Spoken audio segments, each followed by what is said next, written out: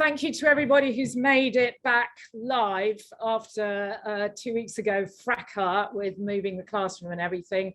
And just to say, to give you more confidence, we again have Jerome Lewis next week to speak, so please keep coming back, and we hope for the rest of the term.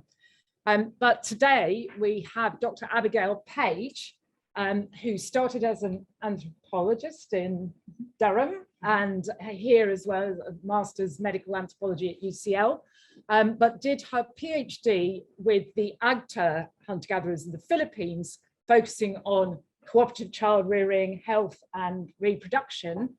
And really, Abbey has got some of the most sort of significant data on who exactly is doing the cooperative child rearing. And so I'm going to hand over to Abbey and invite her to stand in the right place for the camera.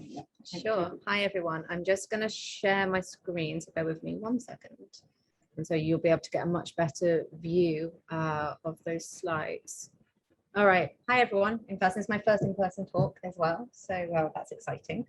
So yeah, thank you for my introduction and for welcoming me here today. I'm, really broadly speaking, an anthropologist by training, but very interested in the mechanics of who helps mothers raise children. And so this has come from an evolutionary perspective about the cooperative child rearing, but also ultimately trying to think of better ways we can actually support mothers moving forward. So I'm going to move in and out of different themes today. So we've got some work with hunter and gatherers, thinking about, taking cross-cultural perspectives about who raises kids.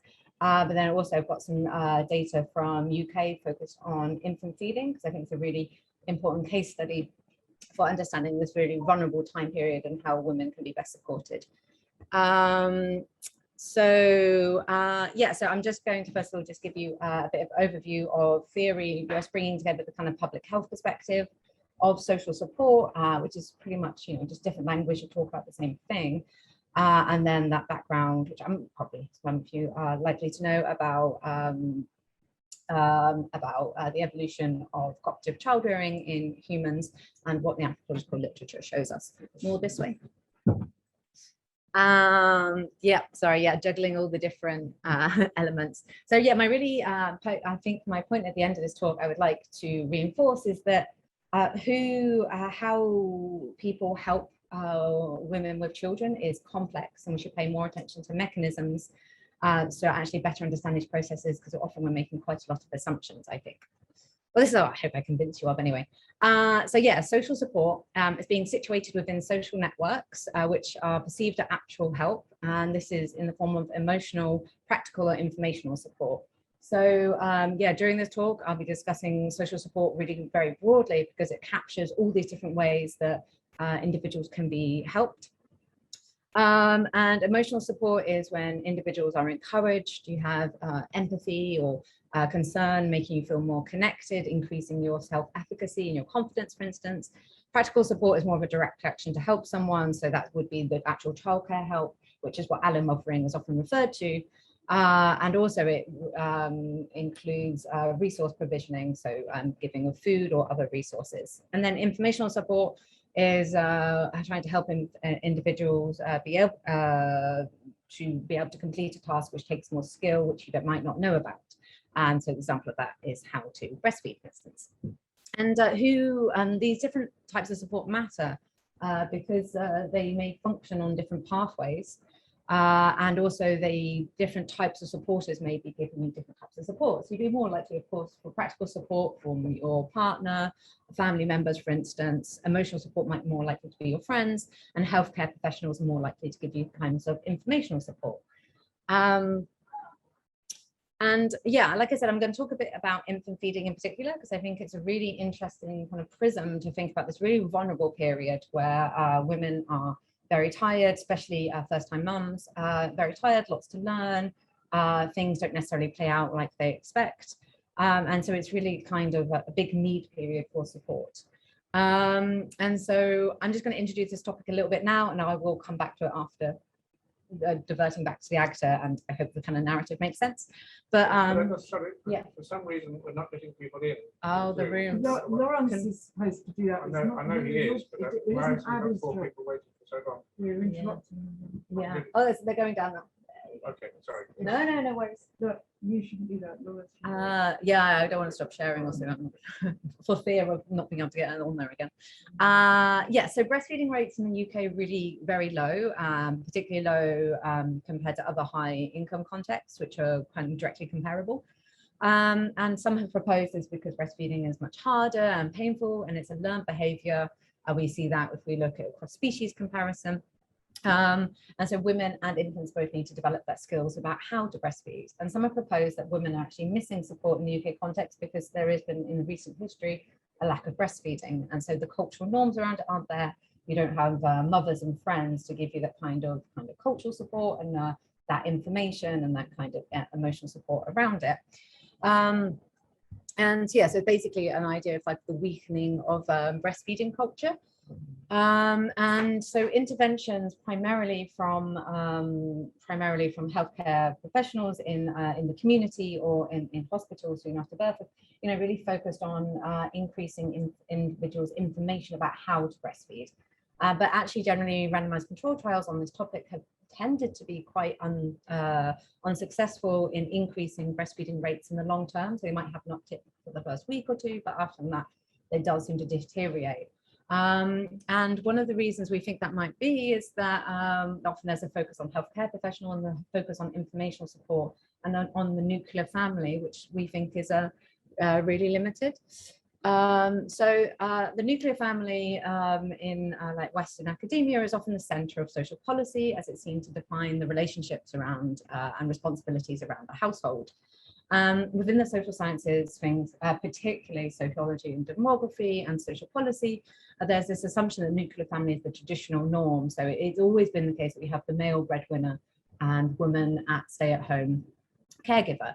And for instance, the demographic literature noted the increase in female participation in the labour force in that post-World War II period and described it as very concerning. It was a decline of the family.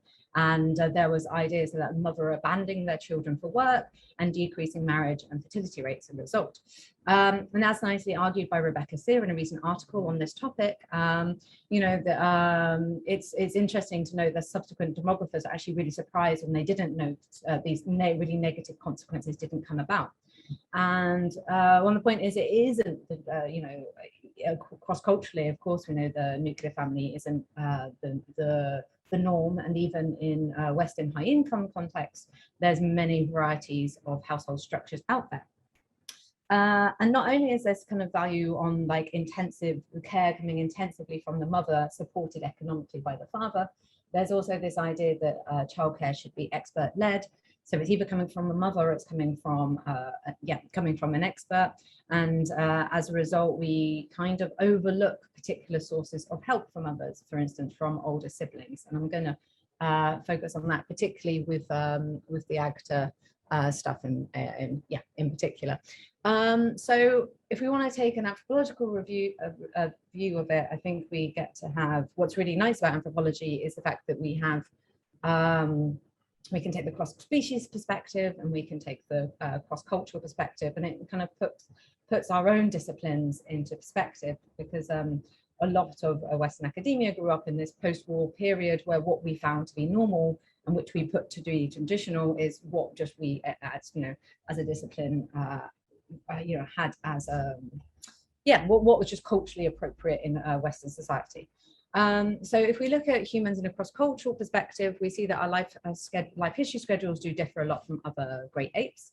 Life history schedules are just the timing of specific events across an individual's life course. They include things like age at weaning, age at first birth, age at last birth, and all the timings between children. And this is demonstrated really nice by this figure from Kramer in her 2010 review on cooperative childrearing.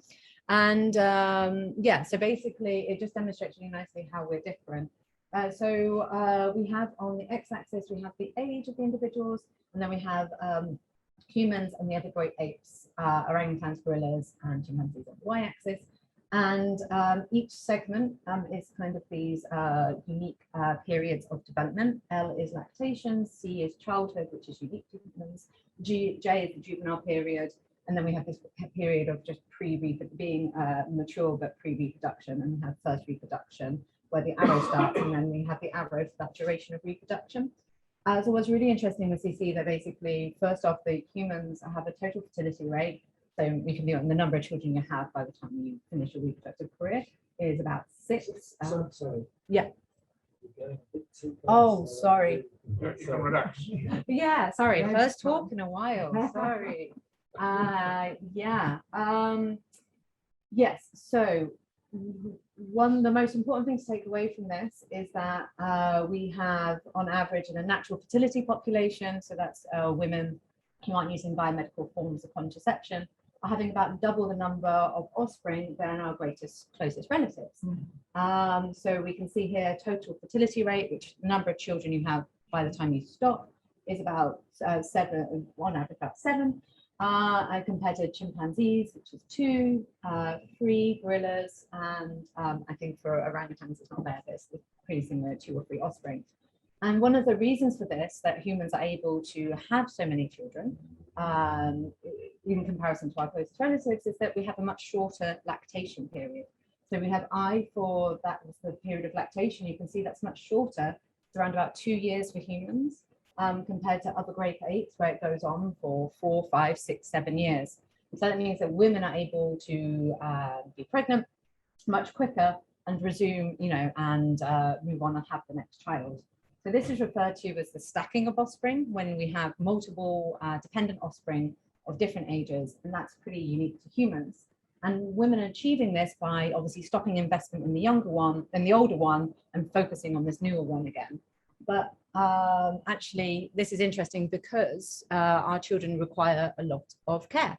And so it's not that our children aren't receiving support. It's just they're not receiving it from the mother. So the mother is kind of transferring that energetic burden of looking after their children onto allomothers. And they're individuals, anyone other than the mother, who provides some form of investment into a child. So that's basically how we can understand social support. So that can be, investment into the mother in the form of informational, emotional support, and that helps the mother be more effective.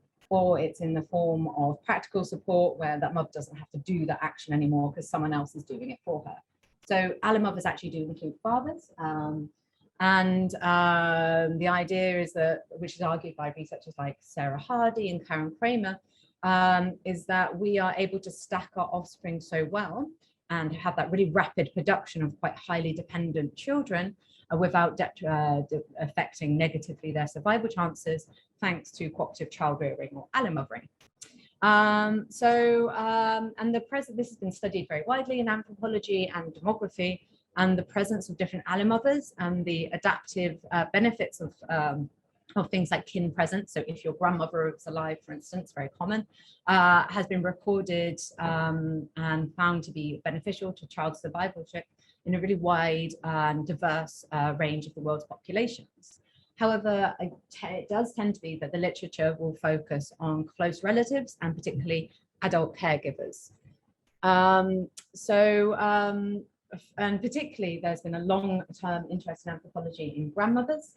A wide range, first of all, the empirical evidence does demonstrate that most frequently, if we're going to look at the cross-cultural data on either who is most likely to be associated with increased child survivorship, it's the maternal grandmother, and also who often is associated with providing quite high-cost caregiving, which is most similar to mothers. So doing those really, cleaning, carrying, looking after very young children, rather than other caregivers can be seen sometimes to do more low investment activities.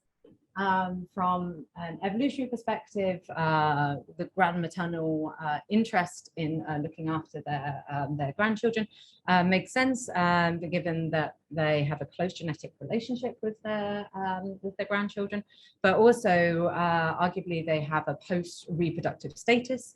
So it means that they're not currently reproducing, so they're not necessarily in conflict with the mother for shared resources about how to divvy them up.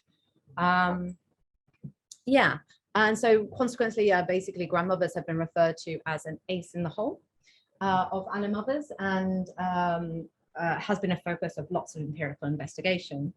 The literature, however, isn't only focused on grandmothers, and their wide range of alloparents have been demonstrated to be important in different types of studies. Allomothering in humans can't be said to be captured by a single category, but is a function of the social ecological context. And in particular, grandmaternal parent consequences are context dependent. And it certainly is the case that overall they are the most likely to be helpful, but we can't take that as a given or a universal, which I think anthropology is always really good at making the point. And it's one of my favorite points about anthropology, in fact. In some hunter and gatherer groups, for instance, grandmothers do appear to have a smaller role in childcare, particularly compared to some farming populations. And it may be a product of mortality and co-residence trends, which is something I want to actually focus on today a little bit, because I have quite an interest in fertility. So,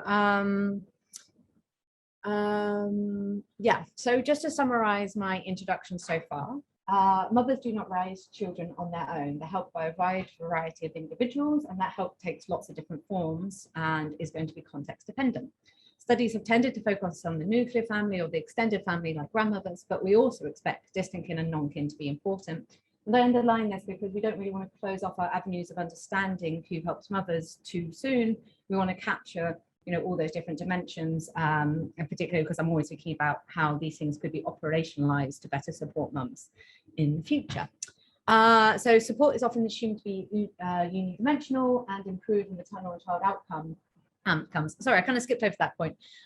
Support, particularly, this is in reference to the public health work, particularly on breastfeeding, is often, seen to be surprising. Sometimes interventions cannot have the desired outcome. And that is because, someone might offer you support, but doesn't necessarily mean you find that helpful. And also individuals have their own aims and goals to achieve. So if someone gives you help in one domain, it doesn't necessarily going to have ramifications on something like breastfeeding or improving child outcomes, for instance. And this is because, women may not want to do that. They may have other aims. And understanding these mechanisms and these pathways is what's important. Which is my last point. So I'm going to focus really on I'm going to move into the Agta data now, and I'm going to be making the point about who cares for mothers and the variety of that, and how if we think about allomothering a bit differently, we can look at it can give us a bit more information about how childrearing is happening in this population. And then move on to the UK work. So think about how different types of support matter for the consequences of support. This is just a nice filler picture. Many presentations made of lots of those. So the Agta, so around about 1,000 Agta living in Palanan, Isabela province, which is in the northeast of Luzon in the Philippines. Myself and people within my research group went to do data collection with the population in 2013, 2014.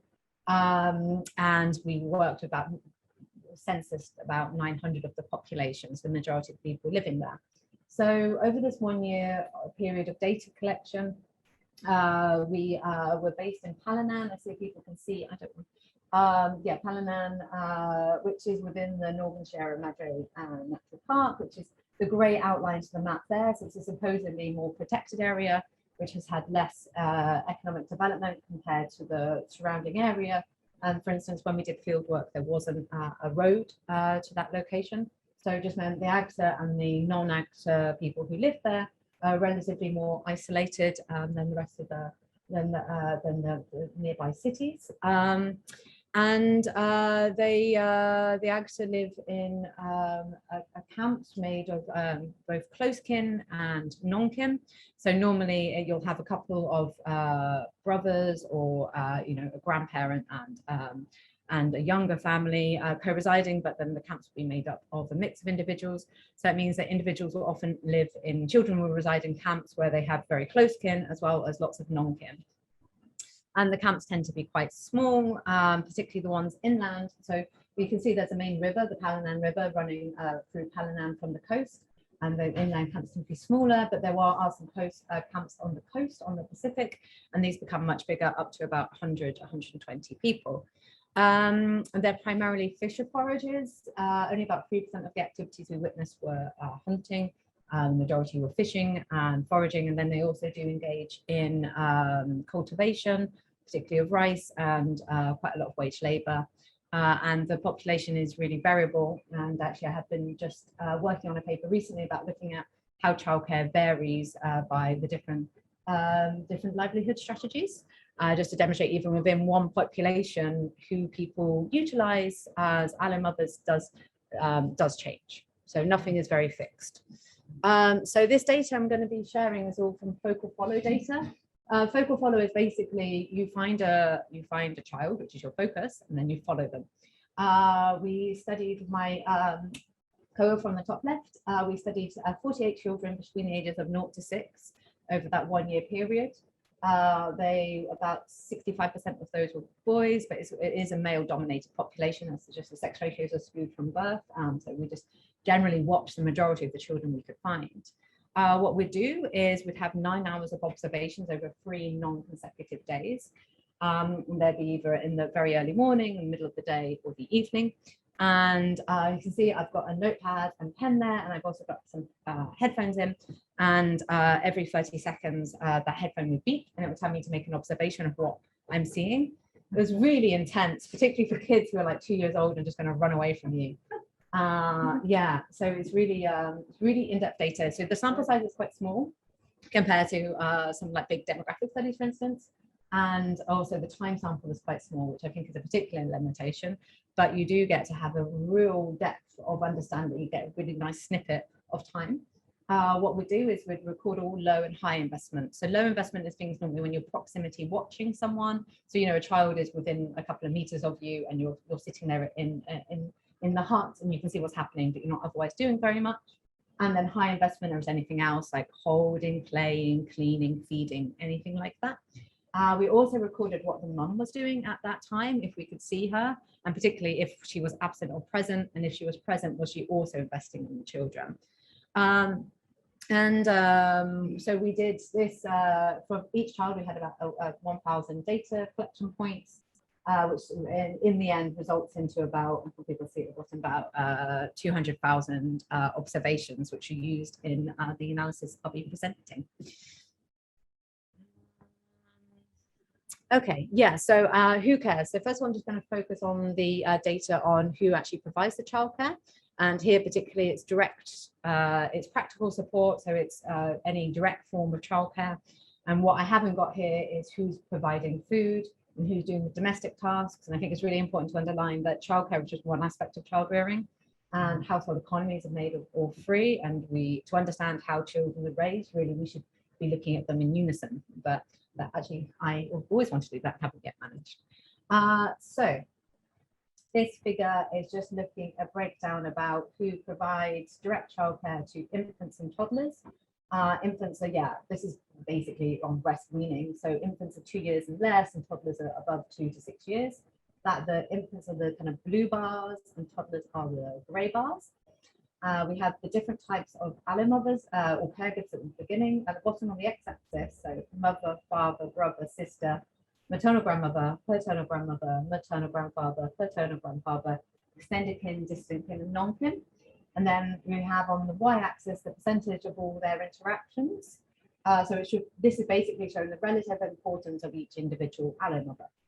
We can see the mother on the far left is the most important, particularly for the infants, doing about 26% of the caregiving. But actually, you know, obviously that is the most important single caregiving category. Obviously, we can see that we've got a wide range of care coming from other people, as we'd expect from the other literature on hunter and gatherer childrearing, to the long tradition. You know, mothers do drop down their investment in toddlers, and then we can see that sisters start doing more, about 12, 13%. Of all activities, and that is more than fathers, which is in line with populations that, you know, fathers obviously doing a lot of the food production activity, and then more than brothers. What's really interesting is we can see the extended kin, distant kin, and non-kin do actually kind of mirror that effect of mothers and doing a high proportion of the activities. So obviously there's multiple individuals in these caregiving categories, so one non-kin isn't comparable to your mother. But from the child's perspective, that child is getting a lot of their total care from that non-kin. And I think this is really important and interesting because we have much less focus and theory to understand why non-kin would be cooperating in this way. And of particular interest, linking up to that point I made about the grandmothers and the slides in the introduction, is we can see that the lowest contributions are coming from the maternal grandmother, about 3% of activities for infants and 2% for toddlers, and less than 1% from the paternal grandparents, and maternal grandfathers a bit less than the grandmother. So this is really interesting because, you know, when we're reflecting on the fact that we do expect maternal grandmothers to gain a lot from this childcare, and also don't have much to lose, given the fact that they are assumably post-reproductive, we have to ask why in this context are they not helping? Because definitely in other contexts they are really important allomothers. And so given my experience just with the population and thinking, you know, who was actually around and what were they doing, I strongly suspected it might be related to the demographics of the population. And I very specifically don't want to make the argument that I think this is the case for all hunter and gatherers. I think this is the case for the Agta, and I think understanding how these processes work help us understand when certain people are going to be important and why. And I think understanding the mechanisms and the motivations are what's really key. So let's have a look at this figure here. Here we're looking at taking the census data and taking the childcare data, what proportion of children have a grandmother alive, present, which means co-resident in the same camp, have been documented to do low investment, any low investment child rearing, and high investment activities. On the green is the maternal grandmother, and the purple is the paternal grandmother.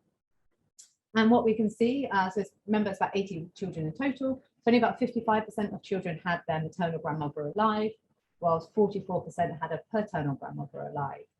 And this is really reflective of the high mortality environment in this population. There is actually the sex ratio becomes very skewed at the end of the reproductive lifespan, as quite a lot of women seem to be dying at the, I'm not sure if the cause is just the cost of reproduction, but certainly around that time period where a lot of women seem to die from our cross-sectional sample. But even if you had your grandmother alive, it doesn't mean you're actually going to be co-resident with her. So only about 30% of children co-resided with a maternal grandmother, about 15% with a paternal grandmother, and these never had there was either one or the other, it was never both. This is obviously the Agta, a very mobile population. They're changing camp at least normally 3-4 times a year, this is based on, you know, if they want to see their friends, different relatives, make new connections. And so, you know, the grandmothers obviously can choose to be co-resident with a particular grandchild or not. But even if they were co-resident, they're not necessarily receiving that investment. So we can see that only about 20% of children with this bar here were receiving high investment care from the maternal grandmother. This is down all the way down to 5% from the paternal grandmother. It's quite interesting, we do see this maternal kind of matrilineal bias, which is quite widely documented, where maternal kin seem to be helping out a bit more. And actually this does boil down to the fact that because wives tend to be a couple of years younger, it means that more maternal kin tend to be alive than paternal kin. So there's definitely that effect is important. So my argument would be that actually grandmothers aren't necessarily going to be co-resident and helping, because they might actually still be in reproductive conflict with their daughters or daughters-in-law. And this is the idea about a helping window. I'm going to explain this, and I'll take you through it slowly, because it's basically an infographic of understanding demographics, a life schedule from the grandmother's perspective, and how that overlaps with the mother's perspective based on the averages for the population. So these are just the average demographic features plotted into 10 or 20 year time points. So we have the grandmother age at the top in 10-year intervals. Coloured below that, we have these key life stages. So So the first 20 years is pre-reproductive, as the first age at birth on average is about 19.7 years. Now this period of births lasts very neatly for about 20 years. It's actually in the population, that's nice. And so you have your average age at last birth about 40.7. And often, this is used as, that is the age of last birth, and that is seen your post-reproductive from that point. However, as in this population, children are pretty dependent on other caregivers until the age of about 11. I would argue that you have this kind of 10 years post period after your last birth where you have a high dependency of your children. And so it's only by the age of about 50 you could say you're truly post-reproductive in a way that you're not going to be conflicting with your with any younger your daughter or your daughter-in-law. But as the average life expectancy for the Agta is only 14 years at 45 years for women, it means that actually they only don't have that many years once they've actually been fully post-reproductive that they have to help.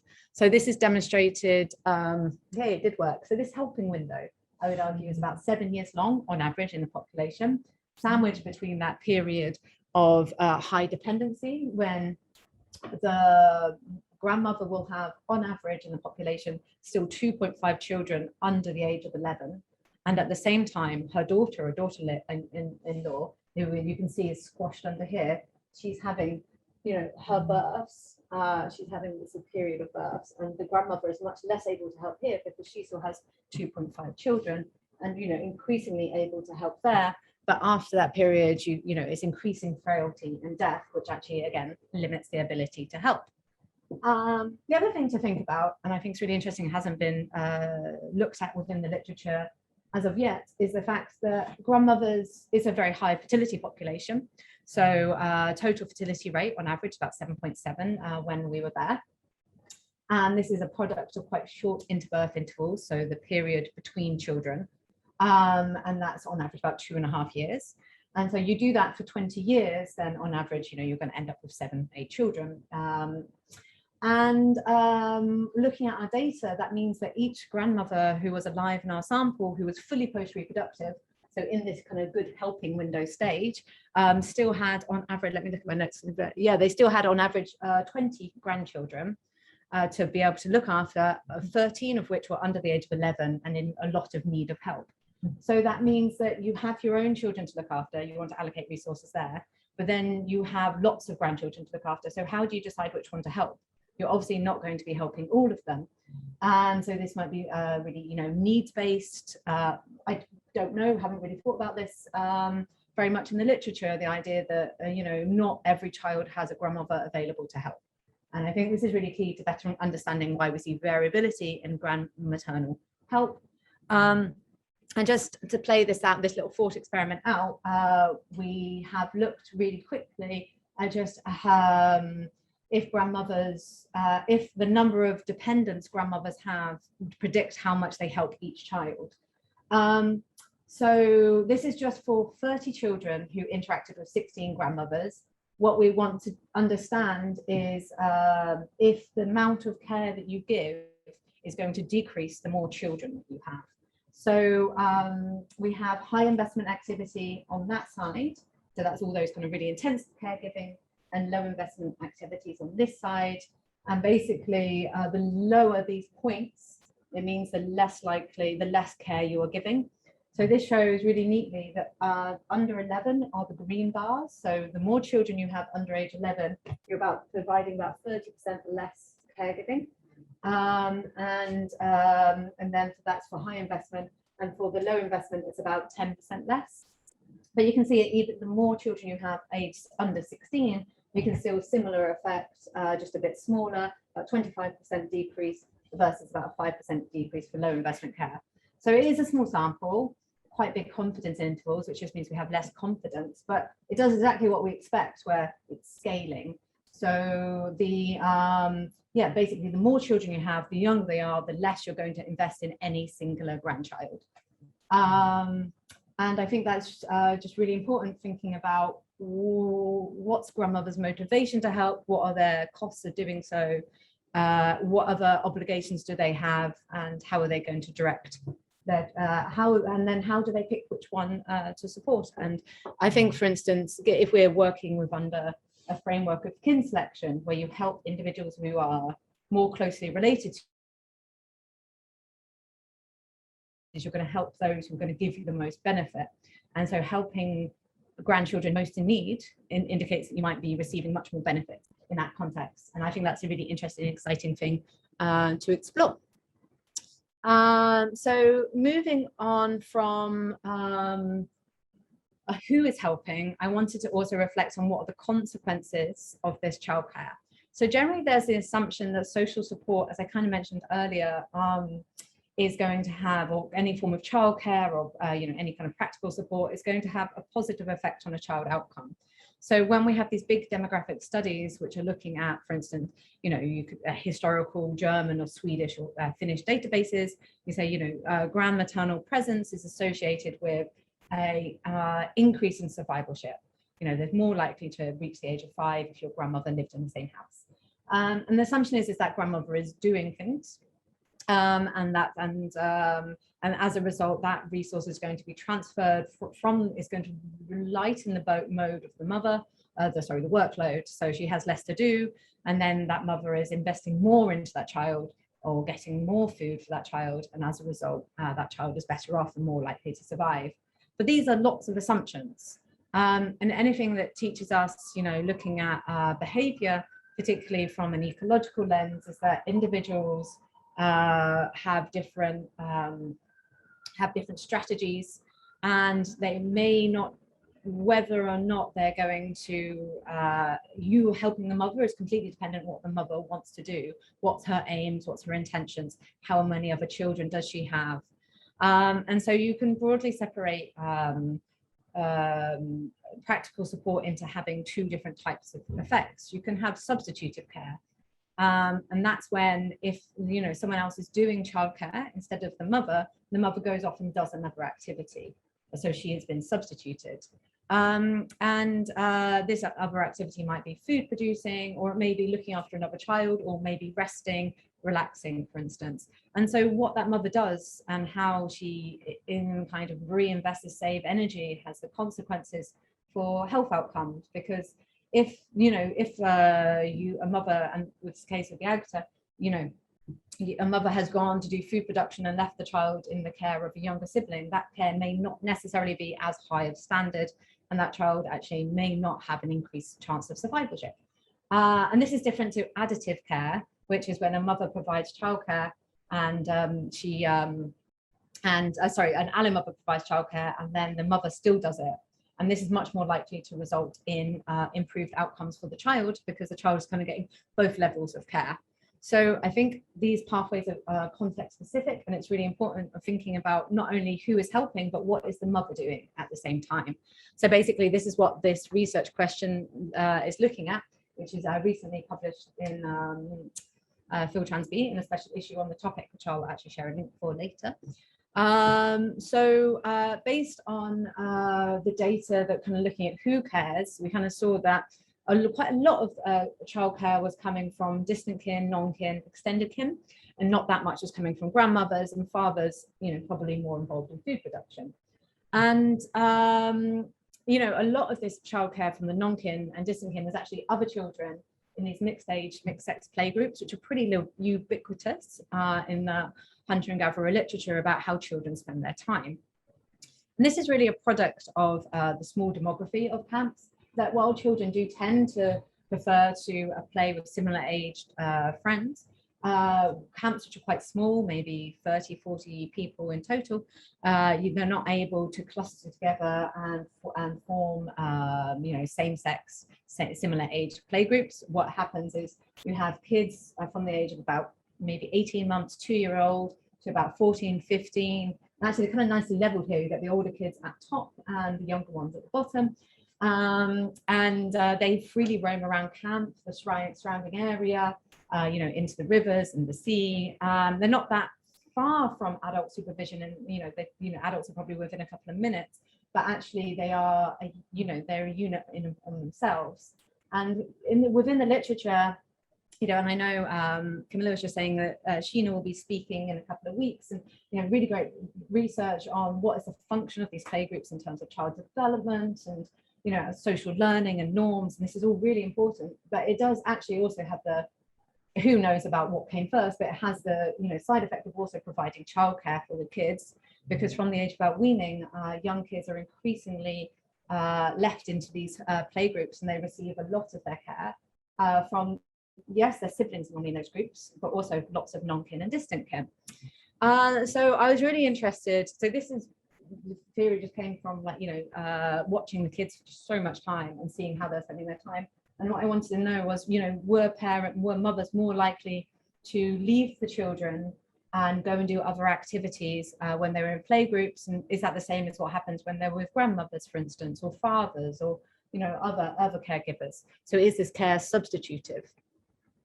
So basically, that's the research question. Is direct caregiving from a range of allomothers, in particular playgroups and grandmothers and fathers, does that reduce the maternal workload? So is she, because remember when we were doing our focal follows, we documented if the mother was there or not. And so we wanted to predict mother's presence based on who was providing the childcare. And if a mother was absent, we argue that childcare was substitutive, that mother is no longer investing in the child, or if she was present, then it was additive. So let me just explain this figure. So as I said, we're predicting whether a mother is present or not. So a reduction in her workload. If the points are above the line, it means the mother was more likely to be present. If the points were below the line, it means she was less likely to be present. The triangles are the toddlers, so 2 years and above, and the infants are the circle, so still breastfeeding. Yeah, so the lines are the confidence intervals. So the wider they are, that means just the less strength of data there is, and normally this is a product of small samples. But I want to draw your attention to three significant results. We can see we have father on the far left in the green, and you can see in toddlers that if a father is providing childcare, the mothers are more likely to be present. And this has been found in other populations, is that fathers were frequently not doing childcare by themselves, rather it was the inverse. And then we do, this is now really interesting results. So I spoke a lot about maternal grandmothers not being very important in the Agta in terms of the amount of care they gave, but I think it's really fascinating that we can see in toddlers, we can see this result here for the maternal grandmother and paternal grandmother down here for the infants, that they're really below the line, and you can see the confidence intervals aren't spanning this line at 0, which means that the mothers were much less likely to be present when maternal or paternal grandmothers were doing those forms of childcare. And this is often reflective of, grandmothers were doing high investment forms of childcare. They were basically directly replacing the mother.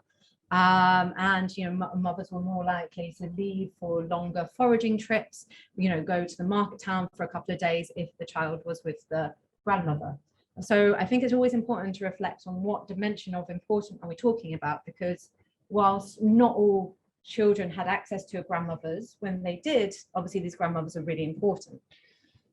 But also I want to make the point about playgroups. So on that side of the graph, we have brothers, sisters, extended kin, distant kin, and non-kin. We can see that none of them are having significant effects on mothers' presence or absence. But these are all these same individuals, but when they're in a playgroup. And what we can see is that within the playgroup context, mothers were about 80% much less likely to be present.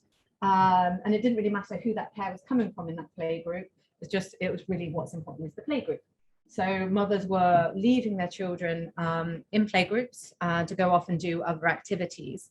And so that means that we can call that care substitutive. So to summarize the Agta research so far, the results highlight that due to demographic trends, including those kind of high mortality, high fertility environment, which is quite strong in the Agta, grandmothers weren't really fully available to help. And when they were available to help, they had to choose which grandchildren to help. therefore reducing, but we do see that, you know, that help is really important, and they were reducing maternal energy expenditure. And that's important because then mothers can go ahead and do other activities. We can see exactly the same with the play groups consisting of siblings, non-kin and distant kin. And they indicate that children can be competent carers, and also that, you know, play doesn't have to compete with caring. And these things, you know, you can have work play, which I think is a really nice idea. We should pay more attention to these kind of more informal forms of caregiving. I think it also underlined the facts that childcare is coming a lot from beyond the nuclear family and beyond the mother. We have, as very common in hunter and gatherers of the world, a range of caregivers.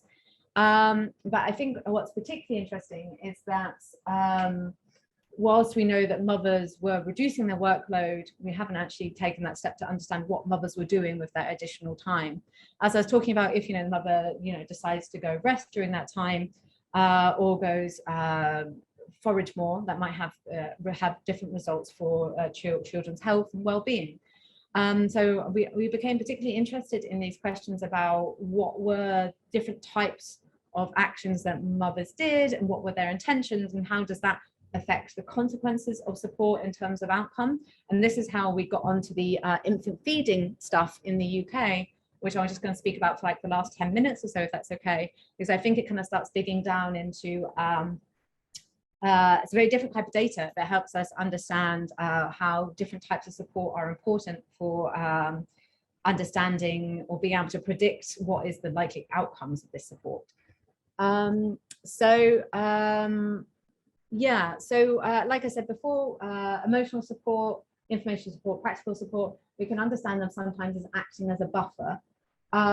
So particularly during a vulnerable or difficult time, women may, so most of the time you may not actually need that much support, and you may not find a relationship between support and some kind of positive outcome. And that's because, you know, you're able to cover those costs by yourself. But there's some periods, such as the early postnatal period, which is very difficult, and women who struggle, for instance, things like breastfeeding and infant weight gain, we may start seeing that support is particularly important, and that's when we're going to have these positive relationships between things like a receipt of support and an outcome like prolonged infant feeding. I think that generally in anthropology is really focused on practical support, but actually the type of practical support can matter. So earlier I spoke about practical support in the form of substituting, and substitution could be seen as a good in the way that it releases a mother from her workload so she has more energy to spend elsewhere. However, in the context of infant feeding, that may not, it depends on what you're valuing, right? If, you know, in public health, the good or the aim is to increase breastfeeding duration. However, if that's not the mother's goal, that's not her intention, or that's not what's available to her in that point in space, that made the outcome of social support may not be meeting that good. So I think that's really important, that we can't just, we have to think about outcomes. So allo feeding is when someone else is going to bottle feed the baby other than the mother, in comparison to things like allo nursing, which is when someone else breastfeeds. So if we take this example, allo feeding obviously directly replaces the mother, so it's substitutive because the mother doesn't now have to breastfeed the baby because the baby's getting a bottle. And obviously this is going to likely negatively predict breastfeeding duration because the mother is being replaced. However, other types of practical support, like domestic chores, for instance, can subsidize the mother. So she can channel more resources into infant feeding, she has more time, she has more energy, and that might actually positively increase breastfeeding duration, which I think is really important. Bringing this all together then, we wanted to study if allo feeding was substitutive of childcare. Was that a substitutive form of social support?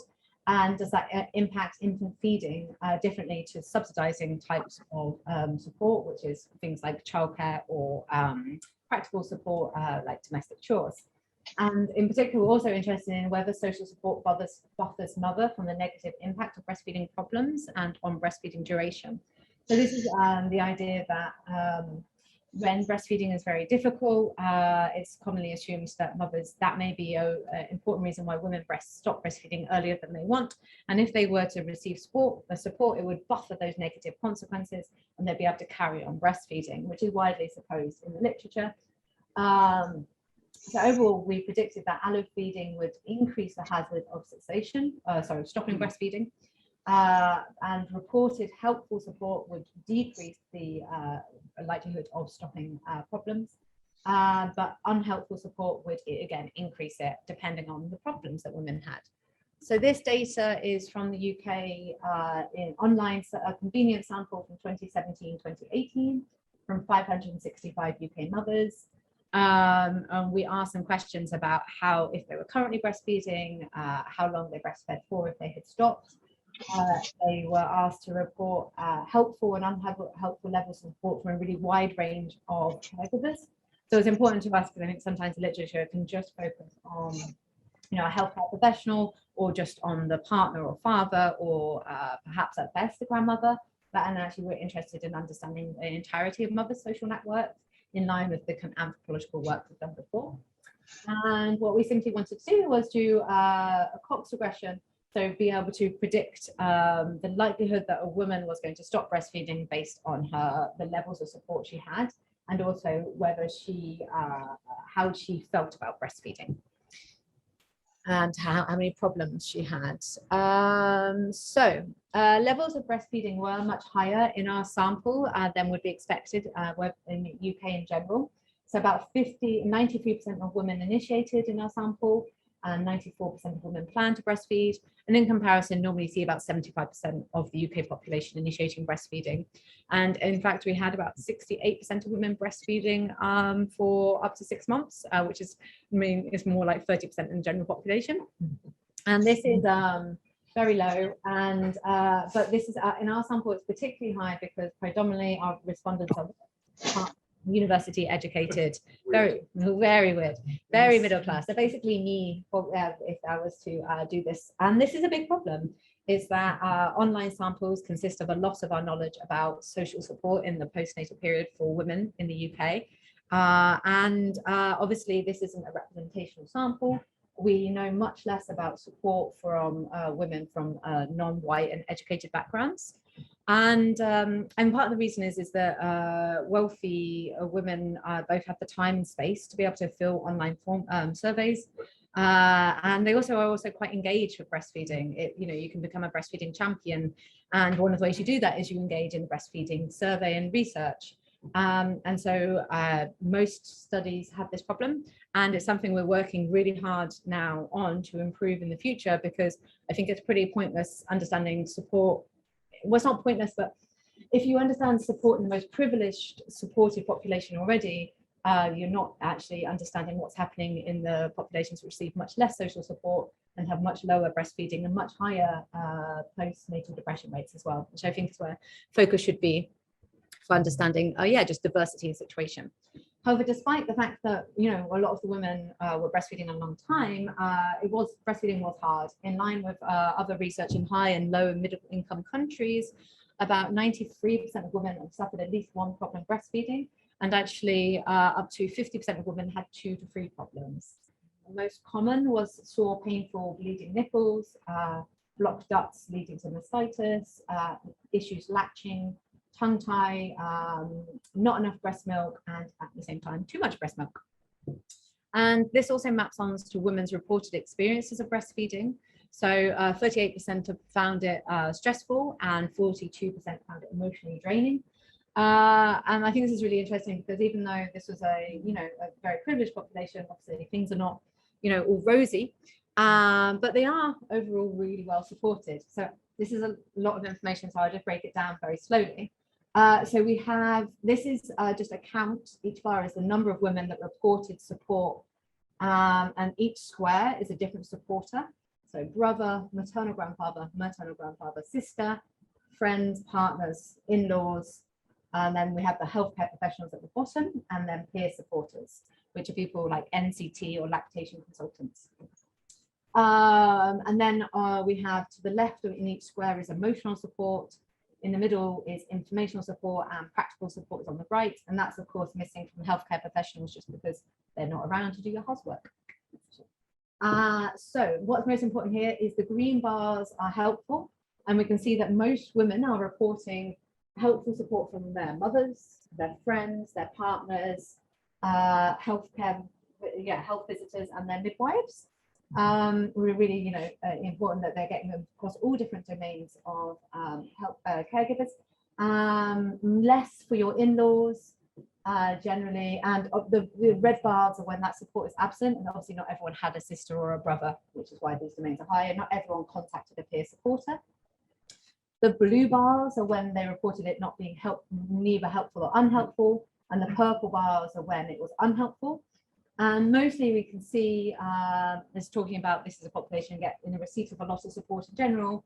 The green bars are so much higher than those purple bars, and generally those purple bars are pretty low.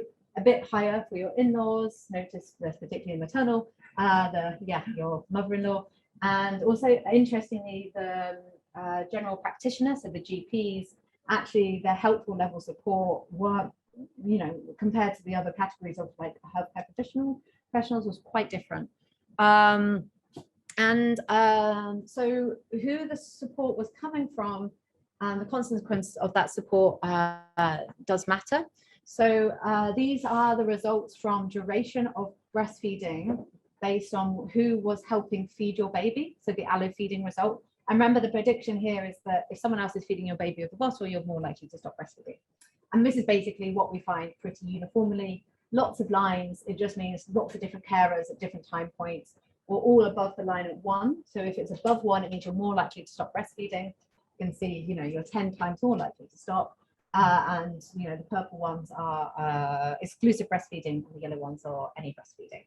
So I think there's really good evidence then that we should understand that social support isn't always a positive.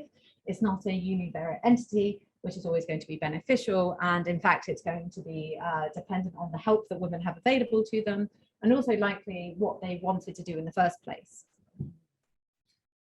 And so my final point really is about the type of support matters, and the supporter matters, and what help is available to you, but also so does your experiences of breastfeeding.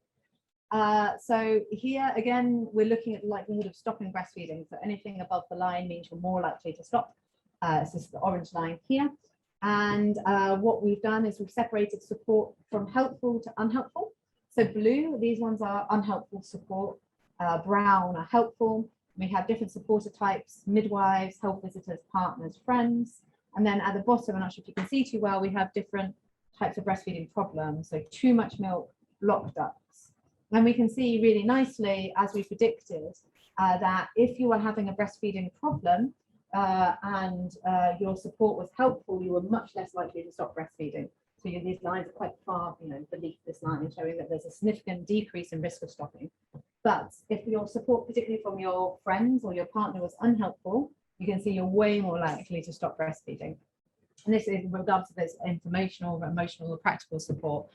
And what's really interesting in the wider sample, if you just look at these relationships, too much milk and blocked ducts actually predicted women breastfeeding for longer. But what we've understood is that it's only if you received help were you likely to breastfeed. So social support is really important when you're in need. But it also does depend on your goals. So this is exactly the same plot as before, but here the problem is not enough breast milk, which is one of the most common reasons women in many studies report stopping breastfeeding earlier than they intended. Particularly they're worried about children not having enough weight gain. And what we can see is a complete reverse pattern here, where if you have helpful levels of support, you're way more likely to stop breastfeeding. Compared to unhelpful levels of support, which are basically having no effect. And what's likely happening here is an issue of causality, where women support. This is the point about what are women's intentions. So if you're worried about your child not having the right weight gain, you make the decision to stop breastfeeding. You think, I'm going to swap the formula. So of course, to do that, you need informational support to know how to use the bottle, how to sterilize, how to use that correctly. But you also, particularly in this sample where it's very privileged, there tends to be a value of like the sacrificing mother in like middle class parenting, particularly in the UK. And so you should breastfeed, and it should be painful, and you shouldn't stop, and you're a bad mother if you stop. So breastfeeding comes conflated with good mothering. And so, you know, they have quite a lot of emotional turmoil. It's called like breastfeeding trauma when they stop breastfeeding earlier than they wanted. And having helpful support from these people might be reconciling their, you know, their desire to feed their baby and to feel okay about it. And so obviously that's not going to have a positive effect on breastfeeding duration, because they just do not want to do that. And we have to pay attention to the woman's needs and their mental health, as well. So basically an issue of causality, I think, is really important. Also with the allo feeding, we don't know if women are being, you know, the babies are being fed by someone else and then she stops breastfeeding, or you know, she's decided to stop, then someone else can come and help. And we also have issues of the predominantly white middle class sample, and this is a very large problem in the literature. So we are working, we've got a small funding pot at the moment to start actually collecting prospective data on a daily basis, so we can actually find out what comes first: problems, intention, the help, and how that has a consequence for breastfeeding, as well as postnatal things like postnatal mental health, which I think are very importantly tied. And also we're working with Best Beginnings, which is a charity which has a very important ethos of targeting women who most need help.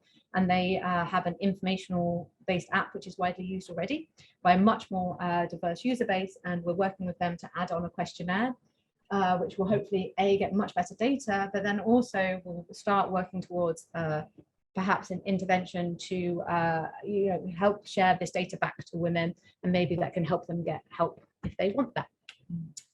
So just to summarize the breastfeeding stuff, basically partners, health visitors, midwives are all really important, but as were, and they're well established in the literature, but so were friends and maternal grandmothers in particular, and showing that we really, even in like a high income context, when we have quite a middle class sample who tend to generally live further away from family and friends, these supporters are still really important. So we have to think about these multi-dimensional aspects of social support. And also support isn't always going to have an outcome you expect. It depends on the mother's intentions, her experiences, and, you know, and the situation of breastfeeding. So to summarize everything, to try and pull together these very disparate bits of research that I'm working on, mothers require significant support to raise children, because we have a unique life history strategy, which means we're often looking after multiple highly dependent children with different needs and ages. And I think evidence, which I've shown today from a wide range of settings, demonstrates that women receive support from a wide range of individuals, and that support comes in lots of different forms. We shouldn't ignore the different individuals and the different types of support. We shouldn't just focus on nuclear families or any particular one caregiver, but we should understand the mechanisms about how, why these people support, and how their support has consequences for mothers in the way that's going to impact maternal and child health. And I am particularly interested in those kind of outcomes. Obviously, it's not a one size fits all situation, and it can be very context dependent. And as a result, we should consider the mother, her goals, and understanding how these things play out. So a lot of this research is part of a special issue on social support. If people have any interest, it came out in Phil Trans B, edited by myself and my lovely co-authors, Emily Emma Thayer and Sarah Myers. And it takes literature from anthropology, demography, psychology, and public health, and midwifery and human biology to reflect on who supports women with children, and how it's really important that we kind of look beyond our assumptions and look beyond, and look beyond our disciplines and look beyond weird contexts, and kind of bring it all together to better understand the situation. Anyway, so it just leaves me to say thank you very much, so much for listening. I think I've just gone on and on. But to all my co-authors, editors, Evolutionary Demography Lab at London School of Hygiene Tropical Medicine, which I'm a part of, my funders, and of course the Agta and UK mums. Yeah, thank you. Should I stop sharing, or so people can see me? Yeah. Well, yes, I was just going to say that was a wonderful talk. In some ways, I was especially interested in the second half. grandmother seems so important, despite the fact that clearly in this country, women don't live anywhere near their grand. So, and of course, you did mention the sort of evolutionary background. We talked about us in relationship to the other great apes. And it just the critical importance of breastfeeding for child survivorship, particularly when you don't have, when we talk about hunter-gatherers, when you don't have formula. It just seems so important that you're living with your mum or close to your mum. The straight apes, females don't. And one of the things that I'm absolutely convinced about is that there must have been quite early on in human evolution, around 2 or 3 million years ago, a switch from fundamental male telepathy to female telepathy for mothers to be both capable of producing these hugely dependent offspring. You had to live with mum in order to get mum support. Absolutely critical. So I'm just wondering, I mean, this whole issue of match local versus back to local residence, huge controversy in anthropology. And now it turns out, of course, that hunter-gatherers are mostly match local, at least mostly diverse. I'm just wondering, you didn't say very much about evolution, but I presume you're aware that this is critically important for evolution. And I suppose the other point is just that a few years ago, of course, Mark Dibble talked about the fact that with your people, the Agta camps are not very closely kin related. Perhaps an unusual degree of non-kin living together.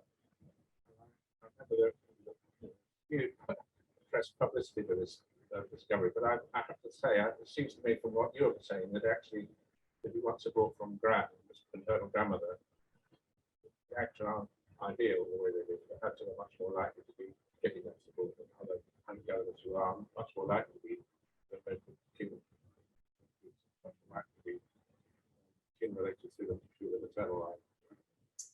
I'm sorry, I've said a whole lot of stuff. Did people on Zoom hear that? So what's my question? Yeah, what's your question? Okay. My question is, how much of what you've been telling us plays into discussion of the evolutionary emergence of humans with a very large brain, but offspring, therefore huge burdens on mothers? I'm sorry, it's a very long question. Yeah, repeat the question for the Zoom guys. So my understanding of your question is if living with if grandmaternal care is very important, then how does it influence residence patterns in a way that resulted in unique human life history? Yeah. I think that's a really interesting question, and yeah, no, the Agta do tend to, as you made the point, that they are quite unrelated. I think mean camp relatedness is up to maybe around 0.1 or something. It's not very closely related. The groups tend to be quite big, and so and I think that is both the coastal ecology, right? It's helped by it a lot. But so you do tend to have clusters of quite closely related individuals. So it's this multi-level effect. Clusters of closely related families, but then the camp is made up with lots of little clusters. So in terms of, there is clear in my results that there's a tendency for maternal grandmothers to do more. There's a tendency for them to be co-resident. So there is that bias. I haven't looked at it in our data, actually, if women with younger children tend to be more likely to live with their, maternal grandmother, their mums, but I suspect that is likely to be the case, and it's widely seen in the literature. But I do think that whilst maternal grandmothers have a lot of motivation, a lot of reason to help, I think that help can come in lots of different forms. And so I don't think that we are restricted. I don't think, so I think you could see it as like a very easy evolutionary pathway where that could evolve, because there'd be there's more motivation for maternal grandmother to help. But there's other pathways which may meet more resistance, but in certain ecologies and certain situations, I don't see why that support couldn't come from other people who have other benefits to gain If you think about, other reproductive mothers, they might be helping more for direct fitness benefits. Very classically, the learning to mother, if you're having younger children helping, or reciprocity, which has been much less explored in childcare, but the idea that you help someone because they're going to help you later on.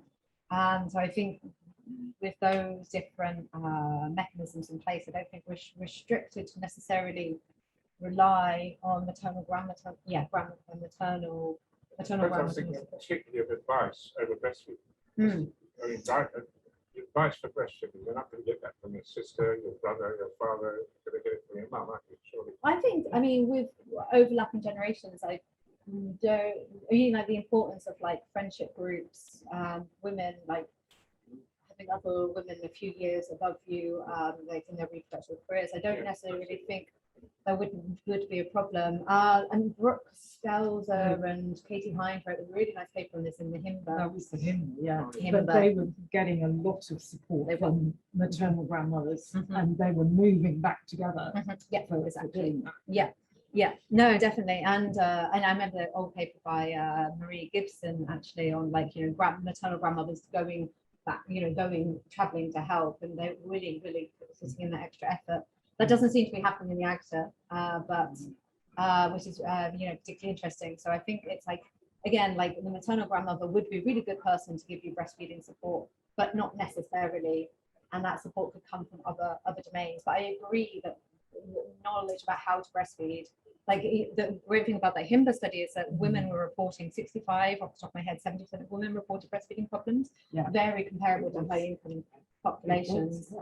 And because often people say, oh, it's just we don't know, like in the West, we don't know how to breastfeed, that's the problem. Actually, they on HIMBA, people have on-demand breastfeeding continuously for many generations, and it's all in the open, so it's not an issue, but we don't see it, and it's in the private life as it is in the West. So, and actually that was a great paper and actually motivated the study I talked about today on breastfeeding problems to kind of test those ideas of, it's not whether we have experience of breastfeeding, it's whether support from people like maternal grandmothers is buffering those.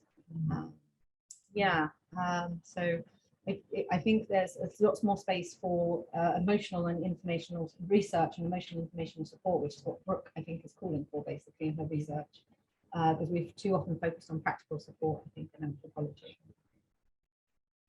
And so we've got lots of questions. I'll come back in on the Hadza. Chris and then Chris. Yeah, pardon my ignorance. Sure. The northernmost island, Luzon. Yeah, Luzon, yeah. My question is, so there's an assumption of the parents who raise children, who looks after them, in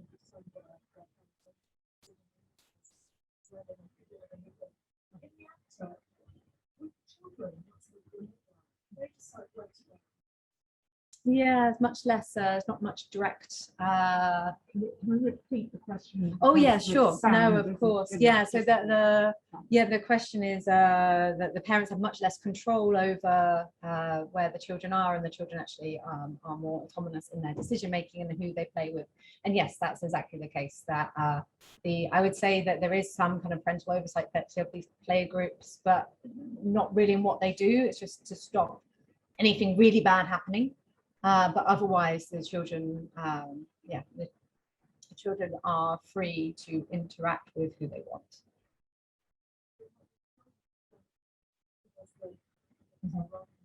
Yeah, that's such a good point. So for Zoom, the point is that the children are determining who is giving them caregiving, not the allomothers.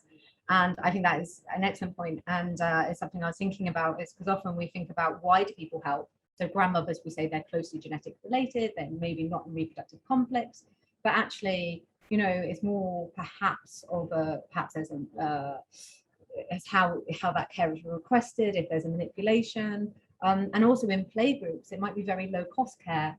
The children don't actually have to do if it's like the collective is looking after the younger children, each child doesn't have to bear a heavy cost of doing so. And I think that changes things a lot as well, because we often think about childcare as a high cost activity. And if it doesn't necessarily conflict with play or learning, and actually learning to mother is important. So yeah, yeah. Yeah. Yeah. Mhm. Yeah. No, definitely. Yeah, and whether, you know, you might expect if you're going to following an evolutionary paradigm that that's going to reflect need, but perhaps it's whatever child, you know, is the cutest, or, you know, it could have so many. Yeah, and we don't, this just hasn't been researched, I think. Not that I'm aware of anyway. I'm going to ask Tam on the Zoom. Do you have a question, Tam? Yeah. Well, You're on mute. Can't hear you. You can't hear me? No. Oh yeah, just a bit quiet. I'm just a bit quiet. I thought this is a microphone. It can. How's that for sound? Yeah. Yeah.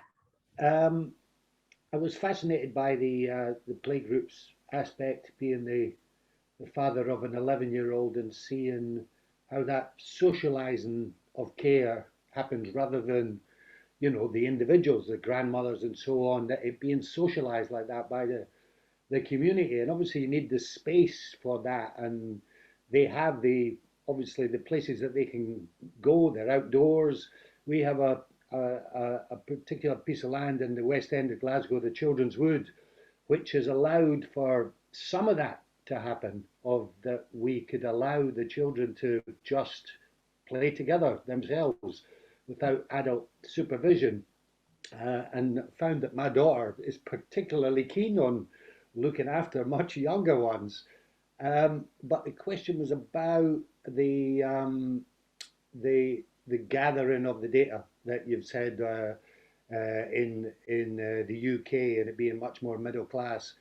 I've been involved with helping a group called the Glasgow Baby Food Bank, and they are trying to get supplies to families, and particularly I've been seeing that milk, that powdered milk is very expensive, and I've often wondered whether that has an effect on whether women continue to breastfeed. I think it's probably not, but that's me jumping to conclusions. But then I thought, is that the type of organization, because I know them pretty well, that you would be interested in getting data from? If they could have a questionnaire to the mothers, because I could certainly put you in touch with them. Mm-hmm. Yeah, just yep, with the question, you know, actually, yeah, I'm working very hard to get in touch with more community groups, because I think that is one of the ways in which you can actually access a much more diverse sample, because part of the issue is online sampling is that often it's through social media, and of course we all live in social media bubbles. So, you know, these community organizations are really important. So that's a very kind offer. Thank you. With your question, yeah, so generally there's a strong socioeconomic gradient with breastfeeding in the UK. So women who are the lower end, lower socioeconomic end of the scale tend to have the lowest rates of breastfeeding. So that kind of implies that they are burdening that cost of formula, even though it is a lot of money. And so it doesn't seem to be putting people off, which suggests then that the cost of breastfeeding must be very high for them. So it is a lot. Formula is very expensive. Yeah. Which is awful. Thanks very much for that. Very enjoyable. At the start, you were talking about how in sociology and generally in social policy analysis, the nuclear family is taken as a sort of something which is a kind of fact of nature, something which is given, and it's sort of taken as the basic unit of analysis. Yeah. And I was thinking about the sociologist and politician Michael Douglas Young, who wrote about extended kinship networks, amongst working class families in East London, and who then later wrote about how the post-World War II welfare states actually did a lot to destroy these sorts of kinship networks for the basis of social support amongst working class families. Working amongst East London, because although it's very progressive in a lot of ways, it's premised on this idea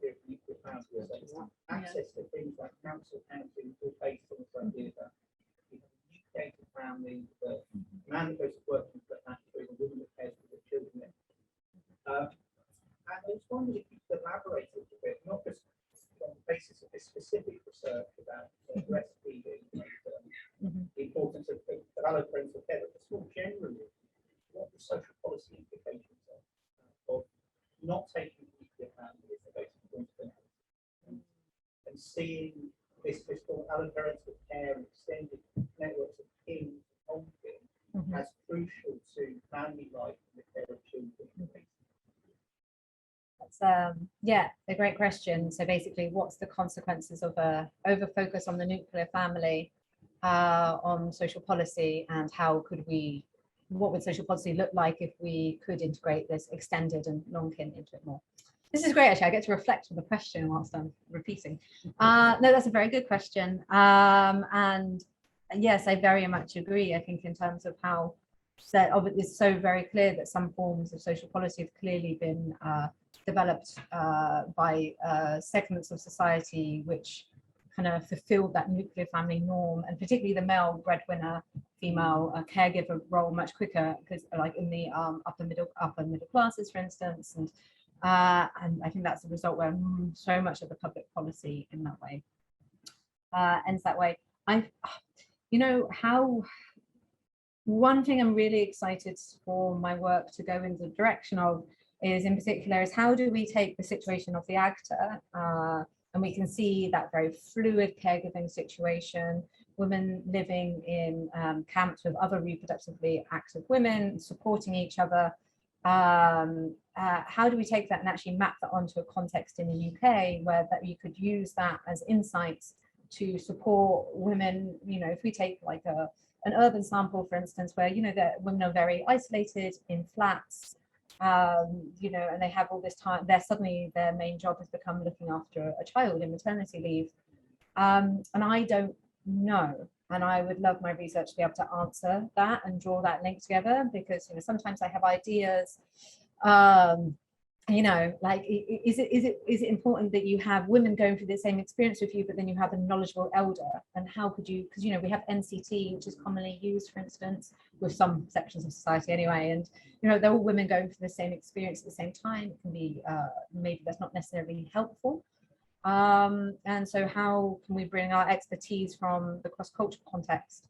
And it's a great question, because I can't answer it, but I would like to. Give me 10, 15 years and I'll be there. Any questions?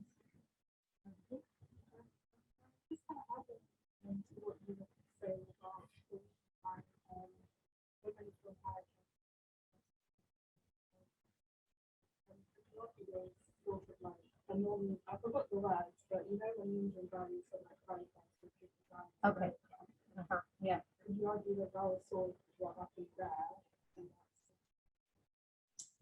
Yes, I think. Can we repeat Oh yes, that, sure. please? Thank you. Because Sorry. It's good to Yeah. No, hear it. yeah. yes, no, of course. So would we expect the trickle down of kind of middle class norms which value breastfeeding as good mothering to trickle down into lower social classes? Yes. No, I don't think we necessarily would. I think that's the expectation often around health policy. Oh, right. Yeah. Right. Yeah. I mean, actually, the history of because breastfeeding in the UK really plummeted very quickly, so it's quite a high incidence in the like the turn of 1900s. You know, quite a high proportion of women breastfeeding, and then really plummeted. In the historical social reasons why that happened, I don't know. And if it was just a widely, I don't know. I can't answer it well. So I do. The question I thought you asked actually, it's just, I think it's really interesting thinking about in part if sometimes there's you know, public, because breastfeeding is a public health behavior, so it's, you know, you're not meant to as you know, that's what becomes associated with good mothering, because it seems to be in the best interest of the children.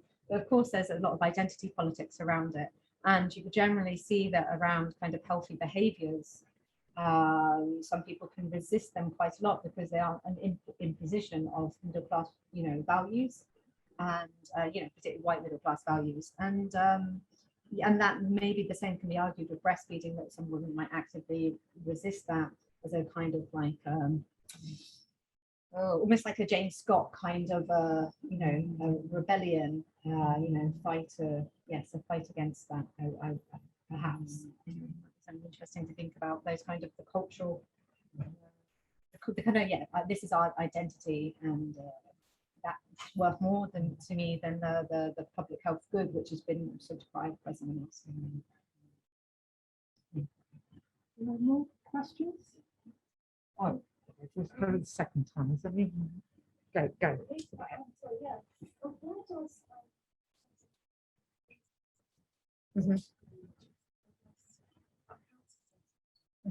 Yes. Yeah. Yeah. Well, so how does expressing breastfeeding come into the situation? So lots of studies actually don't separate. It's really it's quite interesting, and in fact ours didn't very well separate. Is that we, you're asked, when did you breastfeed and when did you bottle feed, and often these become quite catch-all phrases, but often women move in and out of different forms of feeding depending on what's practical and what suits their lifestyle needs. And so expressing milk, you in terms of like an energetic burden, it takes time, and you're obviously still using those calories to make that breast milk, but then you reduce the need to like breastfeed, perhaps wake up in the middle of the night to breastfeed. You can go out and do other tasks. You're not so tied to the baby. So it's an interesting middle ground, and I think the research we're designing now specifically asks women, did you breastfeed? Was any of it expressed? If it was bottle fed, who fed it? So it gets into all of these all these little points, because they're not well untangled at the moment. So I was going to try and ask a question about some comparisons between the Hadza and the Agta, because a bit to come back to kind of Chris's points before, because the Agta seems to be supporting Karen Kramer kind of viewpoint of child-led care, and with this extraordinary level of unrelatedness. And that what would be really interesting would be to try and do your study with the Hadza, because you'd have those juvenile play groups without any question happening. They'd be there. And then of course the Hadza grandmothers, and there really are more of the longer living Hadza grandmothers, it looks like to me. They actually do a lot of work, rather than so much hands-on high investment care. They're actually going out there digging the stuff up until they're almost unable to do anything. So why so I mean, it's this flexibility of contexts and real shift and difference in demography is creating quite sort of different, one where the grandmother care seems to be the model of the maternal grandmother came with Hawkes and Blurt Jones. And of course, Blurt Jones arguing that, grandmothers are targeting very needs-based targeting, the maternal grandmothers going to where they're needed. I don't know, some more reflection on why the differences and where that's coming out of, Great question. I think it's definitely the case, and with the Hadza literature, obviously the grandmothers are much more active in food production, and I think that's an important difference, is that often just an important point, that often the literature is either dealt with food production on one hand and childcare in another hand, and we're not often looking at both those domains simultaneously. And then of course there's all the food processing and domestic tasks, which is just as essential as the producing of the food and looking after the children, because that's how time is divided. And a shortage in one domain, it's an argument I've made recently, which I'm not sure everyone buys, but it kind of makes sense in my mind, is that sometimes the hunter and gatherer literature, particularly focusing on the kind of widespread sharing, is often focused on like risk pooling, the idea that it's a very random environment, you never know what's successful, like 90% of Hadza hunts, right, are unsuccessful, something like this. And so you have these big sharing networks to compensate for this, but then this might also have ramifications on childcare.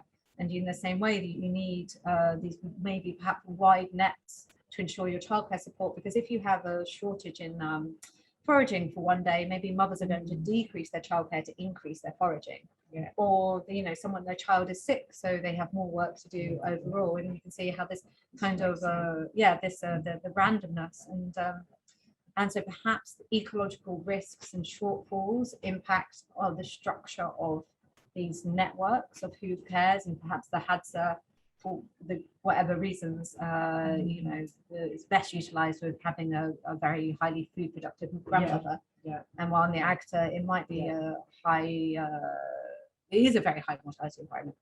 Yeah. And whilst it's much more food abundant, the disease and mortality is high. Yeah.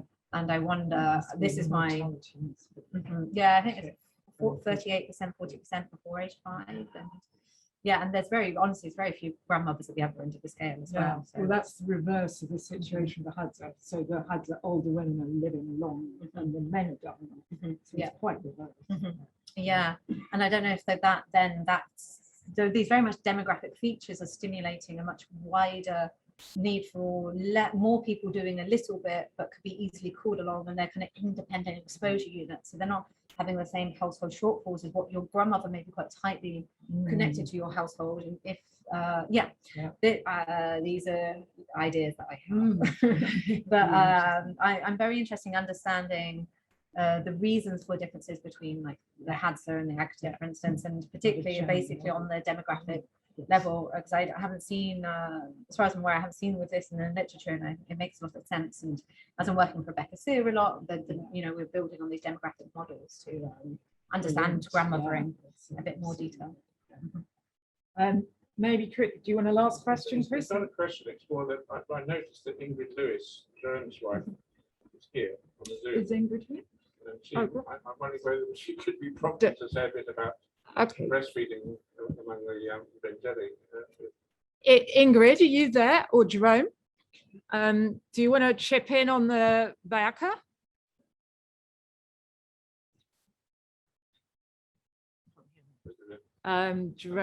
Maybe Jerome's cooking supper, so I can't see Ingrid right now. I think Ingrid said that the Bayaka women. Oh, Jerome's breastfeed come. others' kids. I am actually cooking supper. I'm sorry.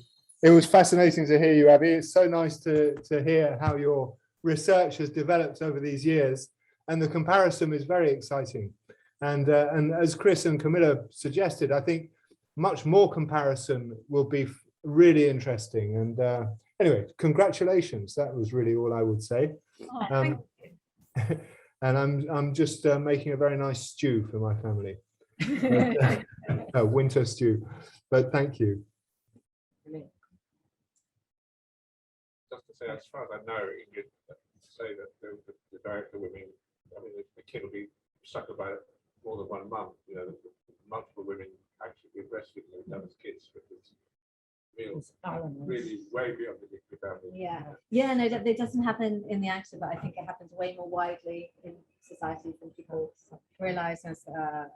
I wish I had asked more questions about breastfeeding while I was there. I think you know, the process of becoming a mother myself has made me way more interested in this topic, and it's a shame because I have all this kind of observational data, and I talked a bit about mothers about how they wean, for instance. They say they put chili on their nipples. So then the baby doesn't want to do it anymore. I'm like, okay, ouch. For the mum, I'm like, surely this up. Anyway, you know, there wasn't, I'd be very interested now to go back and ask them what kind of problems they had, and if they couldn't feed their baby, what did they do? You know, because there is no formula feeding formula. And actually what they do, which is just what I witnessed, is, and it is quite sad, is that the, you know, when you cook rice, the water becomes quite white afterwards. And so, because it looks a bit like milk that's actually given to babies when the mother isn't there. Oh. And these are the babies that died very frequently. Yeah, and so obviously there is very little safety net. This was if the mothers were absent for some, you know, consequence. It does show the importance, obviously, of the mother for breast milk in these situations. I think it's one of your graphs, the maternal grandmother. I think it's just any kind of caring for a toddler. 10 times more active in looking after grandkids than maternal grandmother. That's a vast amount, isn't it? And also with the play groups, so really blindingly obvious that it's the natural act. Therefore, be back to local work that's difficult. That's going to get its help, but also help you to get the advice you need professionally. But breastfeeding is wrong. If you're a woman, you're not going to be asking your husband for help. Yeah, I think you're more likely to ask anyone else other than your mother.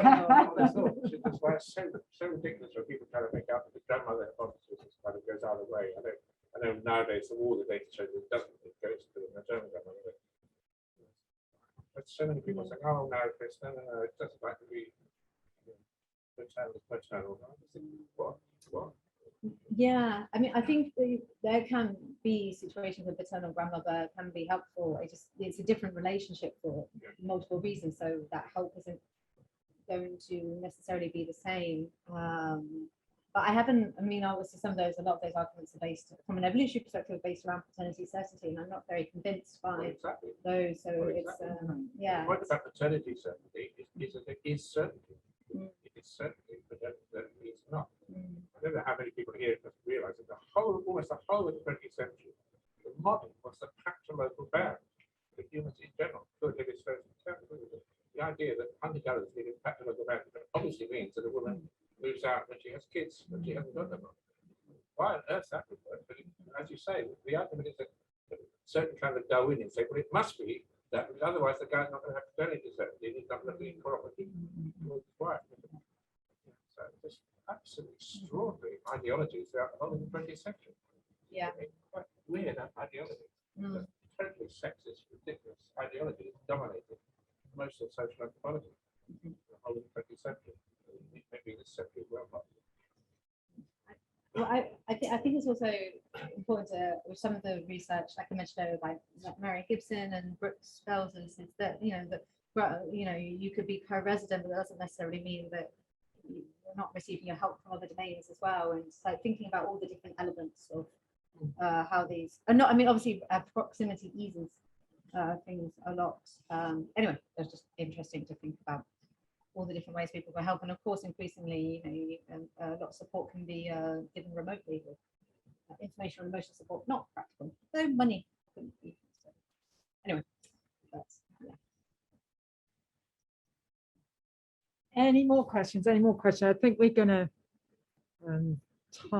probably tie this up, and just really like to say thank you so much to Abbey. Absolutely fascinating presentation on the material underpinnings for child rearing and who's helping mothers, and then consideration of what is the impact of kind of ideology on sometimes not supporting where mothers actually do need this support, just because of this refraction through kind of social norms and ideology that may be imposed from above.